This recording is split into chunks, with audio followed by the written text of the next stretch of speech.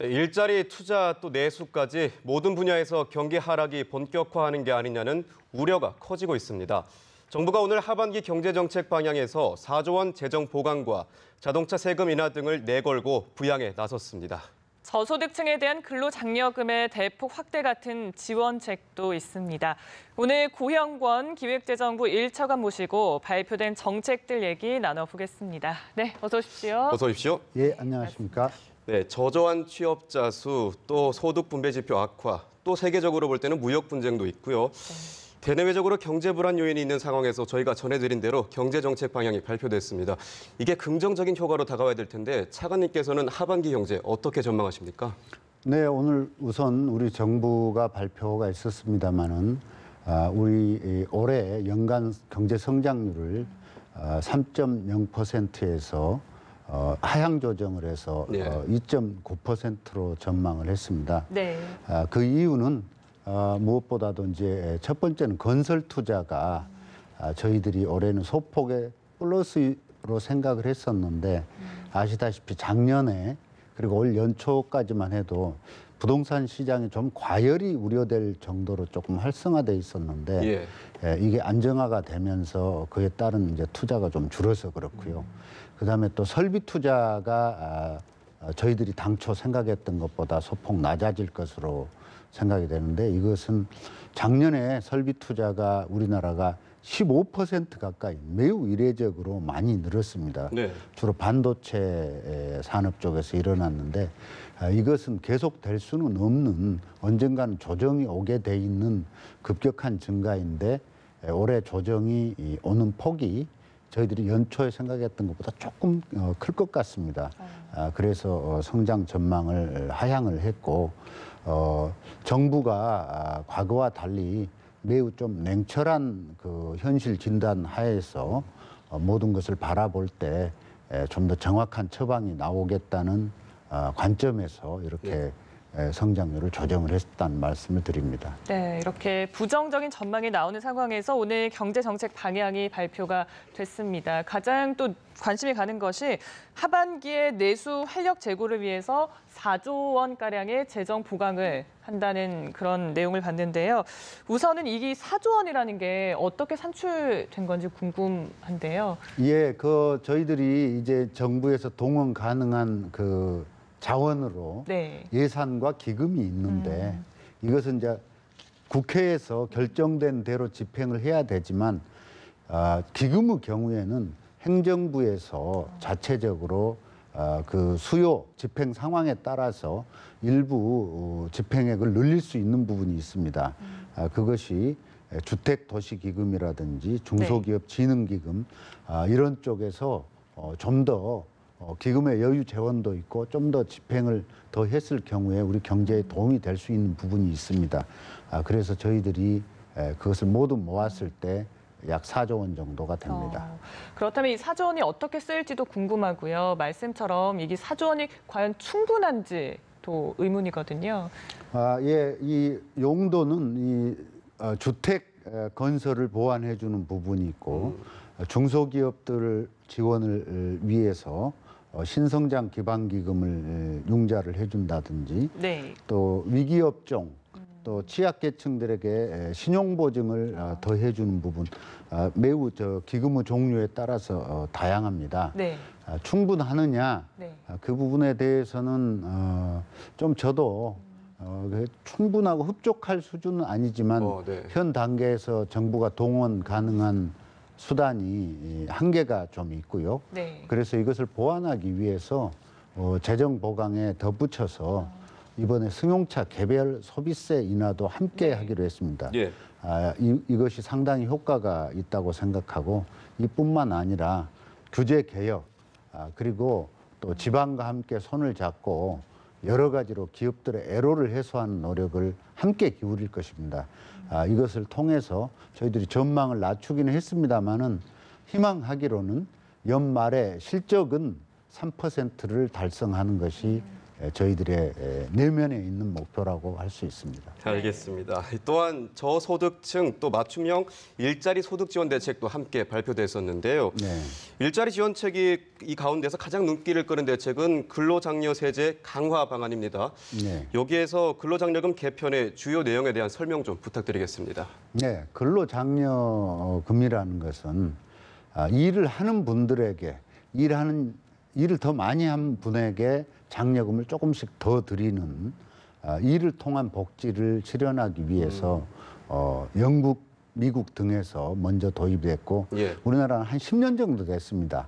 그러나 굉장히 그동안에 이 지원 요건을 매우 엄격하게 운영을 해서 현재 약 166만 가구에 1.2조 원 정도가 지원이 되고 있습니다. 예. 그러나 이것이 너무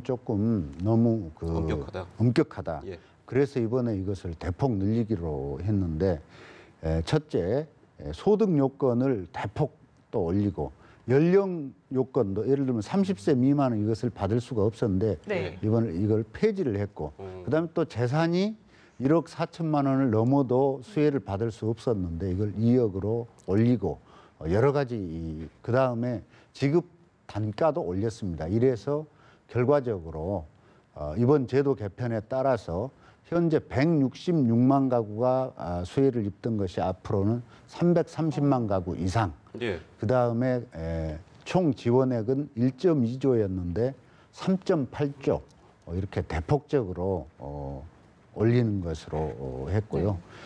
이 내용을 또 구분을 해보면 이 중에 약 3분의 1은 자영업자들이 혜택을 받고 3분의 2 정도는 근로자들이 혜택을 받을 것으로 예상되고 있습니다. 네, 그러니까 말씀처럼 정말 10년 만에 이제 손을 봐서 대폭 확대를 한 네. 거잖아요. 근데 네. 보면 내용을 좀 보면 이번에 단독 가구에 대한 지원을 대폭 강화했는데 아무래도 그 이유가 네. 저소득층에 대한 혜택을 좀 더 많이 주기 위한 건가요? 단독 가구에는 이제 또 젊은 분들이 많고요. 예. 그래서 그 단독 가구에는 젊은 분들이 많은데 30세 미만은 좀 전에 말씀드렸다시피 수혜를 받을 수가 없게 되어 있습니다. 그래서 그 부분도 폐지를 하고 그 혼자 사는 분들이 일을 할 경우에 근로를 더욱 장려하기 위해서 그렇게 한 것입니다. 네, 알겠습니다. 자, 그리고 최저임금 인상 이 부분도 얘기를 좀 나눠보고 싶은데요. 자영업자들이 경영 어려움을 호소하고 있는 상황입니다. 이에 대한 혹시 대응 방안 같은 것들이 있을까요? 네, 방금 말씀드렸듯이 EITC의 확대가 네. 3분의 1은 자영업자분들에게도 혜택이 갑니다. 그래서 아까 3.8조 원이 지원된다고 했는데 최소 1조 원 이상은 자영업자분들에게 지원이 될 것이고요. 네. 그리고 지금 금년에 3조 원 수준으로 일자리 안정자금이라고 해서 최저임금 수준에 해당하는 근로자들이 있는 경우에 해고를 하지 않으면 예. 1인당 13만 원씩 지원하고 있는 것이 있는데 내년에도 앞으로 조금 더 검토를 해야 되겠지만 금년과 유사한 수준으로 지원을 할 것이고 또 자영업자분들이 많은 그 고통을 호소하는 부분이 그 카드 수수료입니다. 예. 이것에 대해서 앞으로 소상공인 페이를 도입하고 그다음에 카드 수수료 원가 산정을 통해서 종합적인 개편 방안을 마련을 할 것입니다. 네, 이렇게 최저임금 인상과 카드 수수료 때문에 고통을 받고 있지만 더욱더 소상공인들이 고통을 받고 있다는 것은 바로 임차료가 아닐까 생각됩니다. 이 임차료 인상에 대한 대책 방향이 있을까요? 예, 우선 올 금년 1월에 상가 임대차 보호법이 개정이 됐는데 그동안에는 이 상가 임대차 보호법의 적용 대상이 되면은 임대료를 1년에 9%까지 올릴 수가 있었는데 예. 앞으로는 5% 이내로만 올릴 수 있도록 많이 낮췄습니다. 예. 그리고 상가 임대차 보호법이 적용되는 상가가 큰 상가는 이제 적용에서 벗어나 있었는데 네. 대부분이 적용되도록 해서 앞으로는 임차인의 한 95%가 이 상가 임대차 보호법 적용을 받게 했습니다.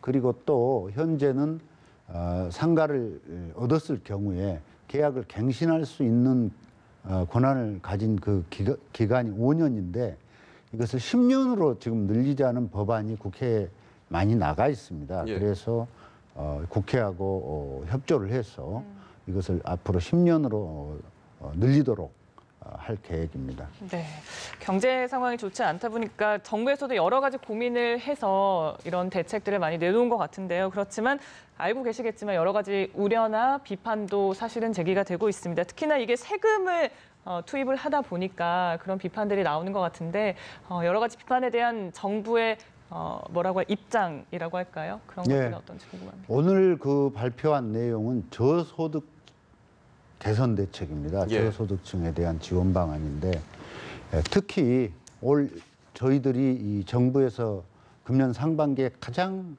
좀 충격적으로 받아들였던 통계가 두 개가 있었습니다.